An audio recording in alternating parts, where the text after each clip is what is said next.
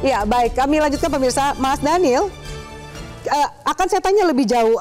Sejauh ini seperti apa daftar antrian para calon jamaah dan kuotanya tahun ini berapa, Mas Daniel? Apakah Indonesia masih mendapatkan kuota tambahan?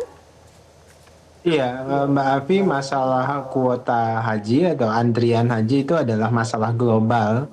Artinya bukan hanya masalah Indonesia atau jamaah haji Indonesia, itu adalah masalah jamaah haji di seluruh dunia. Misalnya di Indonesia, total antrian jamaah haji kita itu 5,4 juta orang atau 5,4 juta jamaah haji. Setiap tahun rata-rata kuota kita itu beberapa tahun ini sekitar 221.000. Jadi kalau kemudian kita bagi sama rata misalnya 221.000 dengan 5,4 Juta. juta jamaah haji kita, maka rata-rata lama tunggu kita itu sekitar 26 sampai dengan 27 tahun. Namun dalam kasus Indonesia merujuk undang-undang yang lama dan sebagainya, itu ada satu provinsi misalnya yang masa tunggunya 19 tahun, ada yang 25 tahun, 27, yang paling lama itu 48 tahun ada di Bantaeng. Nah, ini masalah klasik yang dialami oleh seluruh dunia. Makanya tadi saya sebutkan adalah masalah global. Karena Arab Saudi, tanah haram itu hanya bisa menampung setiap tahunnya sekitar 2 juta jamaah haji setiap tahun pada musim haji. Misalnya 2025 yang lalu, musim haji terakhir ini itu Arab Saudi membatasi hanya sekitar 1,6 juta jamaah haji. Nah, dan Indonesia itu adalah kuota jamaah haji terbesar di dunia dibandingkan dengan negara-negara lain. Jadi kita mengirimkan jamaah haji terbesar di dunia, Mbak Afi. Kira-kira begitu. Mas Daniel, kalau dari kasus ini juga menjadi pertanyaan publik gitu, apakah Ya. akan mempengaruhi lobby antar negara atau antar kepala negara? Karena kita tahu bahwa ada kuota tambahan ini kan hasil lobby dari Presiden Jokowi. Apakah ini akan juga mempengaruhi jika ke depannya, tadi Mas Daniel menjelaskan ada antrian 5,4 juta orang, kurang lebih sekitar 25 sampai 27 tahun. Apakah kasus ini akan mempengaruhi lobby ke depan untuk kita meminta tambahan kuota? Terkait dengan tambahan, tentu pihak Arab Saudi, kecenderungan Saudi dalam konteks hubungan diplomasi itu tidak suka dan tidak berkenan ikut campur dengan permasalahan dalam negeri. Jadi biasanya mereka fokus pada upaya memaksimalisasi pelayanan di Arab Saudi, itu yang pertama. Kemudian yang kedua, tentu dalam konteks kita, ini akan sangat mempengaruhi. Memang sejak awal Presiden Prabowo menyebutkan ketika meminta saya dan Gus Irfan untuk memimpin badan penyelenggara haji sejak awal, Presiden mewanti-wanti bahwasannya perhajian kita tidak baik-baik saja. Beliau ingin ada upaya perbaikan secara radikal, terutama terkait dengan konteks integritas pelayanan haji dan kebersihan dalam tanda kutip pelayanan haji. Nah, Presiden fokus di situ karena memang sejak awal Presiden sadar betul ada permasalahan yang tidak mudah untuk segera dilakukan perubahan-perubahan yang radikal. Makanya kemudian di awal ketika Badan Penyelenggara Haji itu dibentuk, salah satu upaya pertama dan utama yang kami lakukan itu adalah memastikan lembaga ini itu diisi oleh orang-orang yang berintegritas dan siap berbersih diri, terutama diri dulu, tidak binafsih, kira-kira dimulai dari diri sendiri. Kemudian kami tentu melakukan bersih-bersih di tingkat berikutnya. Nah, sampai kemudian Presiden menyampaikan wajah utama Badan Penyelenggara Haji yang kemarin itu harus wajahnya integritas. Nah, di tengah perjalanan saya terus terang selama 10 bulan berada di Badan Penyelenggara Haji itu menemukan banyak fakta. Bahkan saya sering menyebutkan ke publik bahwasannya ada kartel haji yang sangat serius dan sangat kuat dan sudah mengakar baik di dalam negeri maupun di luar negeri, dalam hal ini di yang beroperasi di luar sana.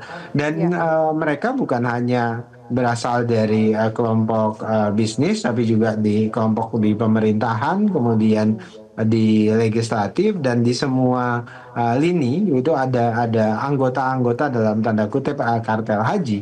Dan saya sempat melapor kepada presiden terkait dengan ini, dan presiden sudah menyatakan beliau paham betul dan tahu betul terkait dengan praktek-praktek itu. Bahkan ketika saya laporkan, Pak, ini kartelnya sangat kuat, mereka menguasai semua lini. Kemudian saya bilang, dan ini nggak mudah untuk melakukan perlawanan. Presiden cuma jawab satu kalimat, Mbak Afi.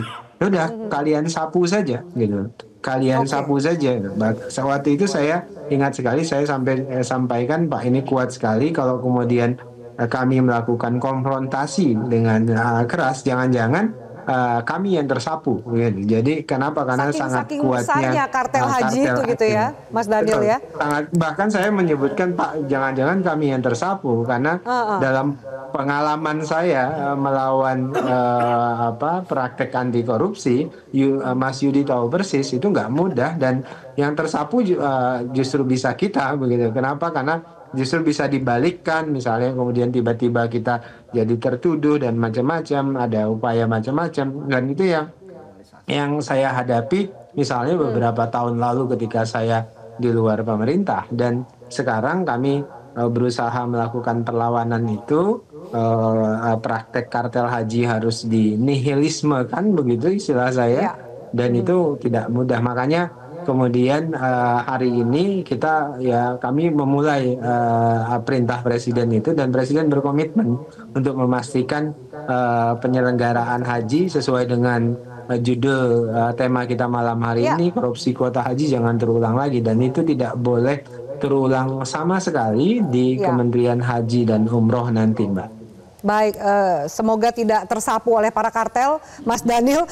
Doa masyarakat untuk Anda, semoga kemudian bisa dijalankan pelaksanaan ibadah haji dengan profesional dan amanah, gitu. Nah, ini menarik. Ini langsung muncul dari Wakil Menteri bahwa ada kartel haji. Dan ini kita tahu juga bukan kasus korupsi haji pertama, Mas Yudi. Mungkin bisa menyambung tadi statementnya Mas Daniel. Ini kartel haji ini, KPK udah tahu belum sih ada kartel haji, dan emang sebegitu susah dan segitu besarnya untuk disapu? Ya, sebenarnya kan saya juga dulu pernah ikut dalam penggeledahan ya terhadap Kementerian Agama sekitar 2014 gitu ya. Ya memang ini kan akhirnya berulang.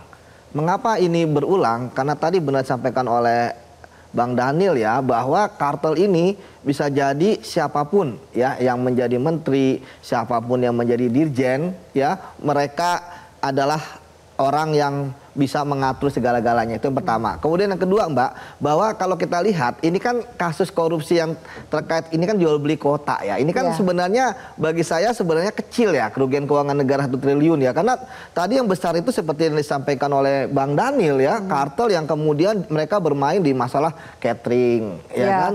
Bayangin 220.000 jamaah makan 3 kali sehari, dikali misalnya 40 udah berapa juta. Ya kan, mereka korupsi 1.000 perak aja udah berapa kan. Kemudian belum maskapai, belum kemudian transportasi ya, termasuk penginapan, hotel. Nah, tapi kembali lagi, Mbak, bahwa sebenarnya kan korupsi dimanapun ya, itu kan ada pola, termasuk yang kayak sekarang. Ini kan menarik, polanya di kasus jual beli kuota ini adalah integritas pegawainya yang rusak, ditambah ternyata sistem psikopat yang bisa dimainkan. Sebenarnya kan sistem kan menjaga supaya tidak ada ya jual beli kuota ini ya, tapi kemudian karena orang-orang yang nggak berintegritas ya, Mbak ya, artinya psikopat ya, itu ternyata bisa dimainkan. Tadi saya katakan kalau sistem kan mengatakan hari ini daftar 8 tahun kemudian berangkat karena kita ngomongin haji khusus, tetapi kenyataannya adalah ya tahun ini daftar, tahun ini berangkat gitu ya. Artinya kalau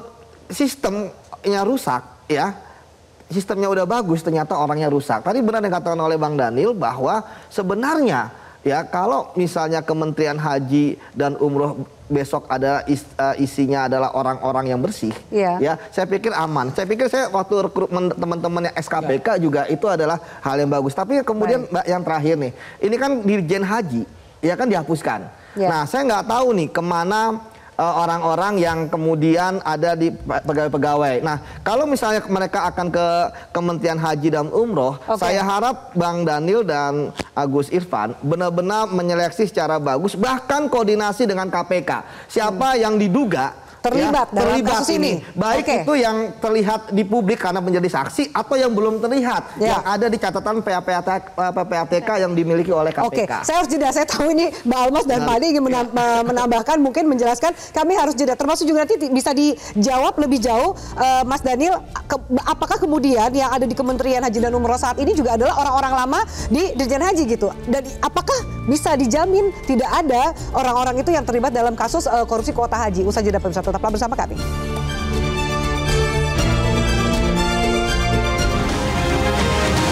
Download Metro TV Extend sekarang.